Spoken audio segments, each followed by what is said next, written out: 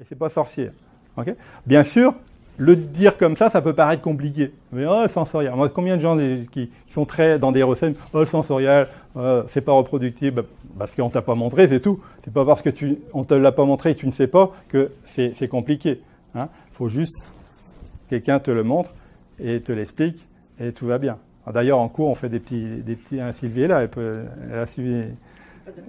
Ouais. Ben, quand on fait des tests, quand on cherche quelque chose, on met des marques sur la peau et que si on doit chercher une direction d'un mouvement pour nous orienter sur un os, par exemple, ben, on fait une petite flèche. La flèche que j'ai faite, tout le monde doit sentir la même. C'est-à-dire, si moi on me fait une flèche dans ce sens-là, toi tu passes à l'aveugle, tu vas faire la flèche dans le même sens, toi tu vas faire le même sens. Si c'est reproductif, il y a 20 personnes, vous allez avoir les mêmes tests pour vous orienter à la même place et faire le même geste correcteur à la même place. C'est ça qui est reproductif. C'est pas de l'intuition en disant peut-être un coup on va aller à droite, peut-être un coup on va à la gauche. Non. Alors ceux qui sont allés dans des écoles peut-être où ils ont appris cette forme de nébuleuse mystique, je comprends bien qu'ils ont peur du sensoriel.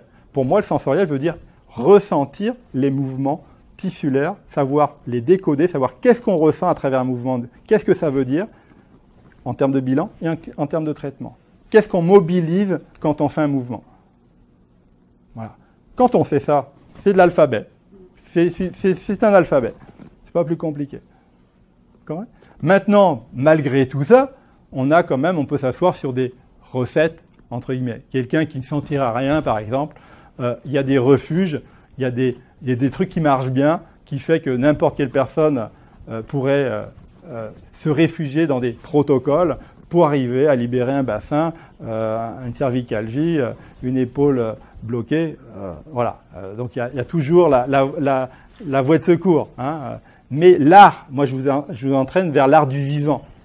L'art du vivant, c'est l'art du sensoriel. Savoir mettre ses mains au service d'une intelligence qui est un corps humain, au service de ses ressources, au service de l'intelligence de la vie. Ça, c'est de l'art.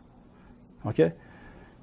L'art, c'est parce qu'on respecte. Le respect, ça vient du cœur. Ça vient de quelque chose qui n'est pas ordonné. C'est pas le mental qui décide pour changer quelque chose. C'est qu'on met ses appuis, ses connaissances au service d'une intelligence.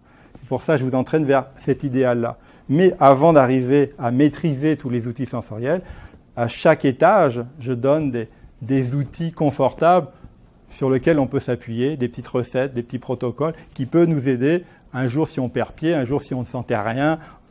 On peut utiliser la technique neurocutanée facilement dans n'importe quelle situation, dans n'importe quelle position.